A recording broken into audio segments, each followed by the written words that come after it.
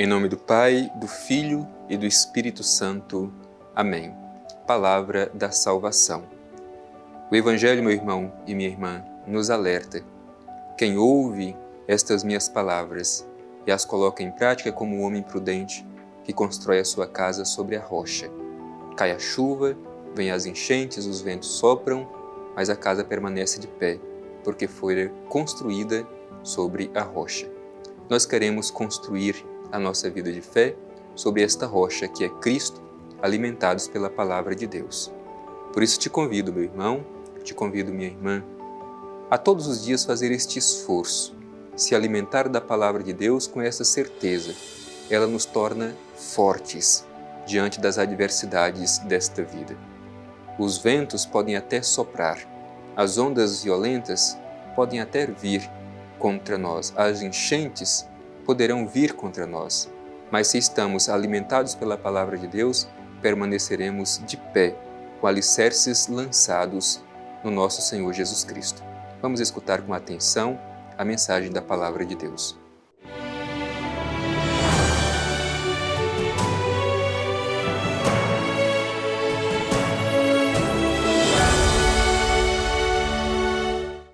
Proclamação do Evangelho de Jesus Cristo segundo Lucas. Glória a vós, Senhor. Naqueles dias, ele foi à montanha para orar e passou a noite inteira em oração a Deus. Depois que amanheceu, chamou os discípulos e dentre eles escolheu 12, aos quais deu o nome de apóstolos: Simão, a quem impôs o nome de Pedro, seu irmão André, Tiago, João, Filipe, Bartolomeu, Mateus, Tomé, Tiago, filho de Alfeu, Simão, chamado Zelota, Judas, filho de Tiago, e Judas Iscariote, que se tornou traidor.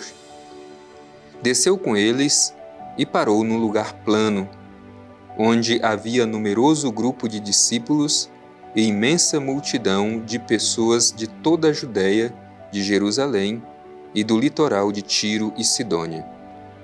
Tinham vindo para ouvi-lo e ser curados de suas doenças. Os atormentados por espíritos impuros também eram curados. E toda a multidão procurava tocá-lo, porque dele saía uma força que a todos curava. Palavra da salvação. Glória a vós, Senhor. Meu irmão e minha irmã, hoje o trecho do Evangelho que nós ouvimos é profundamente vocacional. É a chamada de discípulo aos 12 como seus companheiros de missão, enviando-os para colaborar na sua própria missão. Hoje, Cristo passa no nosso caminho e chama também cada um de nós para colaborar na sua missão. Aqueles responderam ao chamado que Cristo fizera. E nós, como respondemos ao chamado que hoje o Senhor faz a cada um de nós para colaborar com a sua missão? Vamos escutar esta mensagem do Evangelho, permitindo que o nosso coração seja profundamente tocado por estas palavras do Evangelho.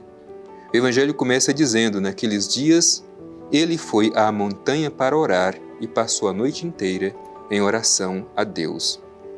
É bonito a gente ver Jesus realizando esse gesto. Ele sobe a montanha. Subir a montanha não é simplesmente um gesto geográfico, não é meramente um movimento físico de subir um monte qualquer. Subir a montanha tem um significado teológico. A montanha é o lugar do encontro verdadeiro com Deus. A montanha é o lugar da revelação de Deus. Por isso, ela tem esse significado espiritual. Nós também podemos e devemos todos os dias subir à montanha. Talvez este próprio momento que nós estamos vivenciando agora é o momento de estarmos no monte, o lugar da revelação de Deus, o lugar do encontro profundo com o Senhor. Jesus sobe ao monte. Subamos também nós com Jesus ao monte, repito, não somente o monte geográfico, mas o monte teológico. Pode ser aí mesmo onde você está, mas que o seu coração esteja diante de Deus, que se revela que manifesta o seu amor, a sua misericórdia e o seu projeto para cada um de nós. Jesus sobe o monte. E sobe ao monte para quê? Para orar. Passou a noite inteira em oração a Deus. Como é bonito a gente ver Jesus em atitude de oração. Constantemente, o Evangelho mostra Jesus rezando. Muitas vezes nós queremos prescindir da necessidade da oração. Jesus, o próprio Filho do Pai Eterno, sentia a necessidade de rezar sempre, sobretudo antes de tomar decisões importantes, como é o caso do trecho do Evangelho que nós ouvimos hoje. Antes de escolher os 12 apóstolos, Jesus permanece a noite inteira em oração a Deus. Oração é este momento de intimidade com o Senhor.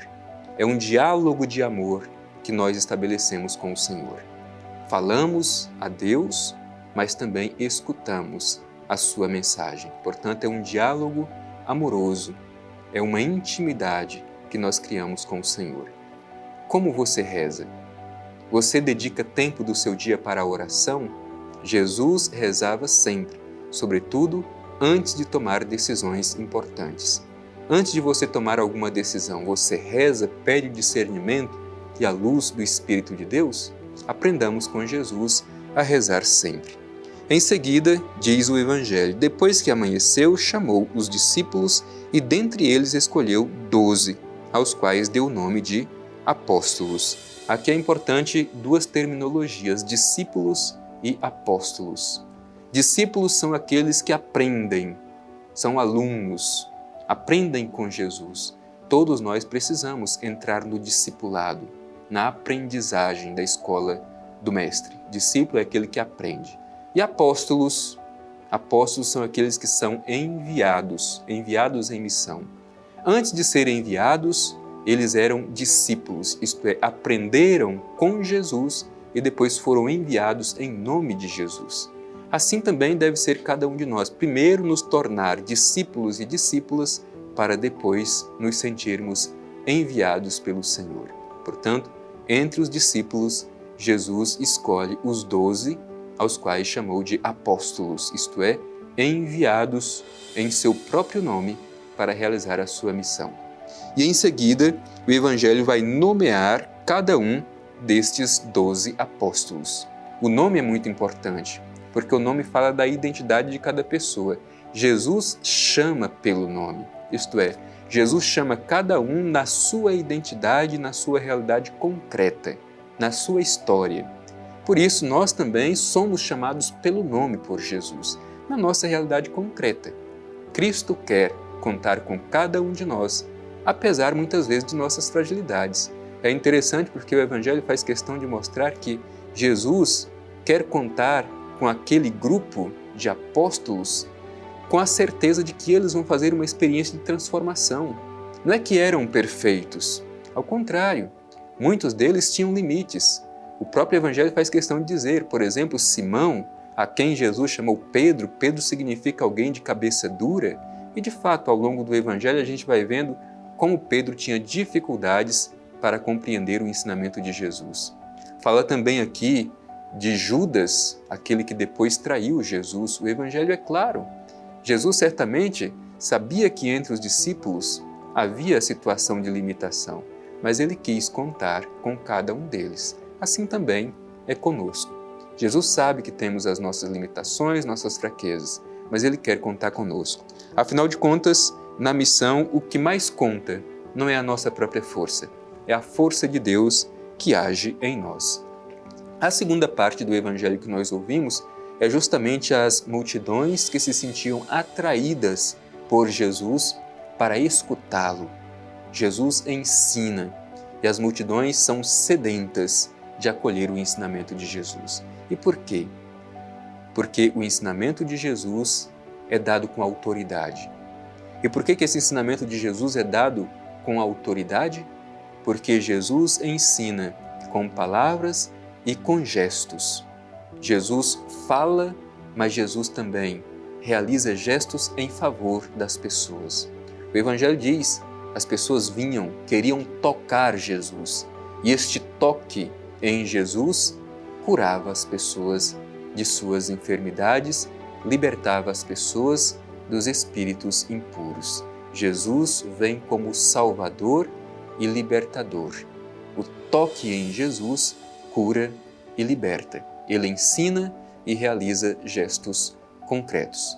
Vamos também nós fazer esta experiência de tocar o Mestre, fazer a experiência de cura, muitas vezes das feridas que existem internamente, as feridas existenciais. Mas sejamos também nós este toque de Deus na vida de tantas pessoas. Afinal de contas, Ele nos envia para sermos a Sua presença na vida de tantas pessoas que precisam deste toque de cura e de libertação.